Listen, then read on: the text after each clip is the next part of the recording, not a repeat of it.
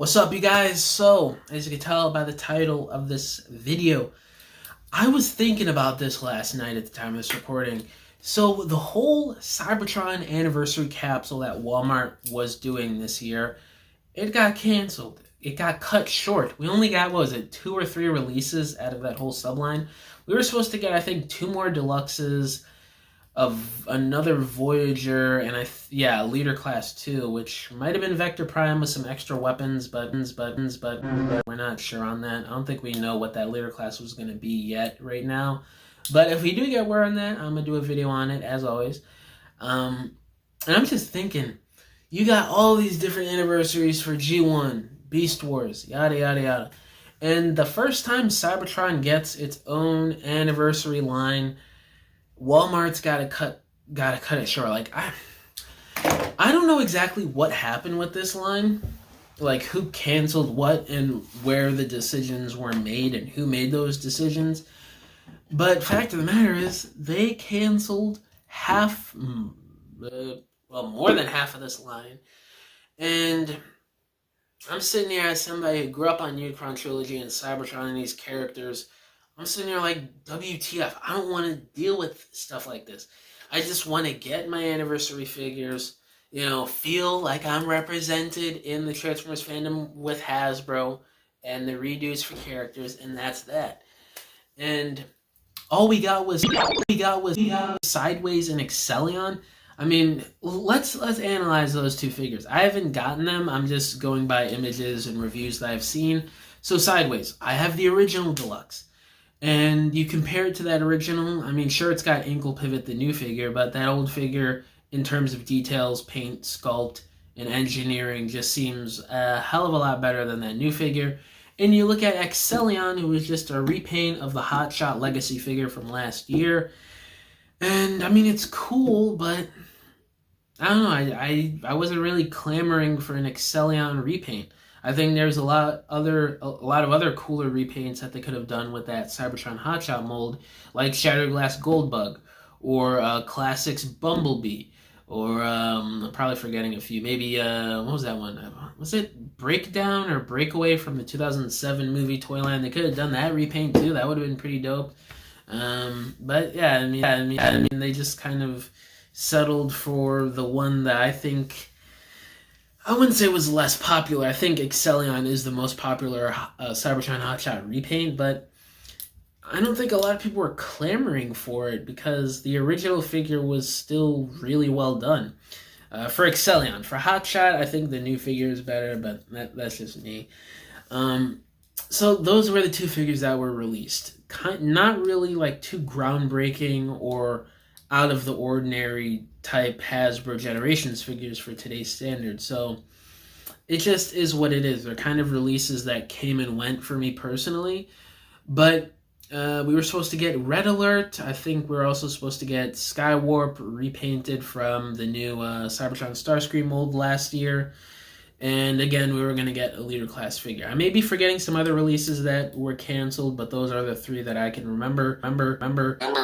So basically half the subline canceled, and I don't know if it was because of low sales with Walmart. They didn't trust this subline. They thought it was going to shelf warm or something. But hey, that's on freaking G2.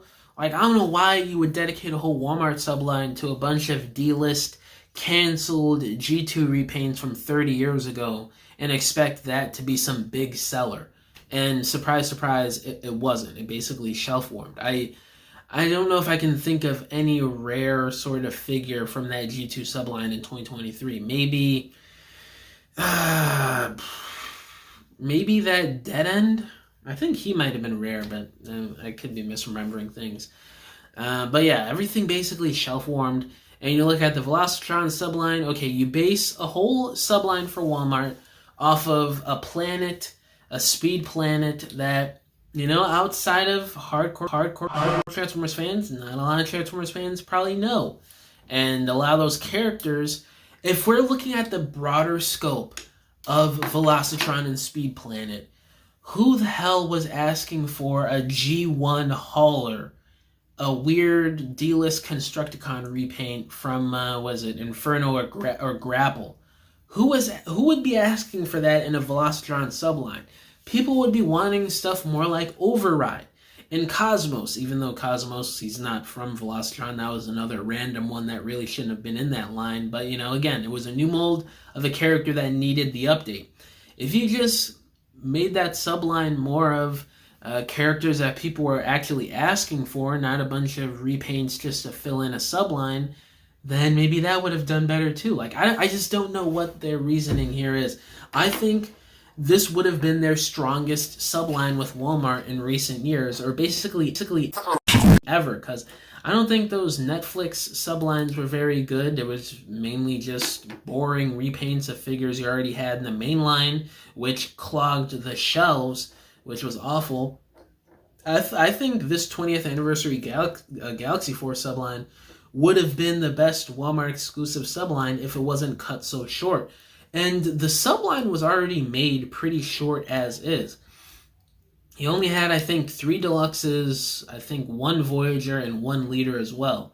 So you take all that into account, they already shortened the subline by a couple releases, I'm pretty sure, if you compare it to previous Walmart sublines over the last few years. So that's already something that I was a little iffy on, like, why did they cut the best subline so far short? Because of the shortcomings of previous sublines that frankly nobody really cared about outside of hardcore Transformers fans. So I don't know, man. And just the whole decision, I think it came too late and it came to the wrong subline. I think they should have made these cuts with something like the G2 subline or Velocitron, or I think out of all of them, the War for Cybertron Netflix subline stuff should have gotten the axe more than a 20th anniversary subline to freaking Galaxy Force. I'd say that's a fan favorite show, and they're just not giving that the love that it deserves this year for its 20th anniversary. But I don't know, maybe in 5 years for its 25th anniversary, that'll be the year, guys. Am I right? But I don't feel like waiting 5 years to see what they're going to do for the 25th anniversary of Cybertron. We were supposed to get something nice for this year, the 20th anniversary.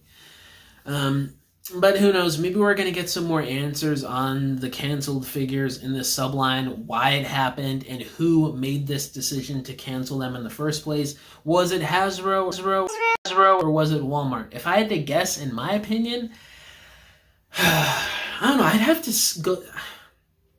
It's kind of tricky. I'd have to go with maybe Walmart. I could see them wanting to cancel it because they're the ones carrying these figures. They're the ones who had to deal with all of the shelf warming of the previous sublines. Oh, and an example I forgot about, the Star Seekers line, or Star Raiders, whatever they called it.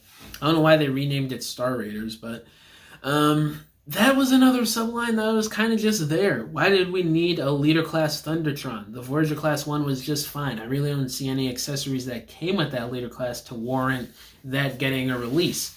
The only one that I can remember from that subline that kind of needed a new figure that people actually cared about and wanted was maybe Cannonball.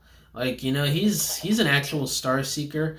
Outside of him and Thundertron, I don't think, I could be wrong on this, guys. I'm not remembering everybody from the Star Seeker subline, but I'm pretty sure those two were the only characters that were actually Star Seekers in the lore of Transformers. So that was another subline that was kind of just random. They just filled it in with a bunch of repaints that, frankly, no one really cared about or asked for. And again, you jump forward a year later to an important 20th anniversary of a fan favorite cartoon of a subline that's actually really tight-knit and well put together and not made of a bunch of repaints that nobody cares about. It's characters that people want, and it gets cut short. I don't know. It just makes no sense to me, but hopefully we get some more answers on this stuff in the future, and if we do, I'm going to cover it here on the channel, as always. But yeah, guys, let me know down in the comments below. How do y'all feel about the Cybertron subline getting cut short this year? And yeah, guys, thank you for watching this video. Catch y'all in the next one. Bye!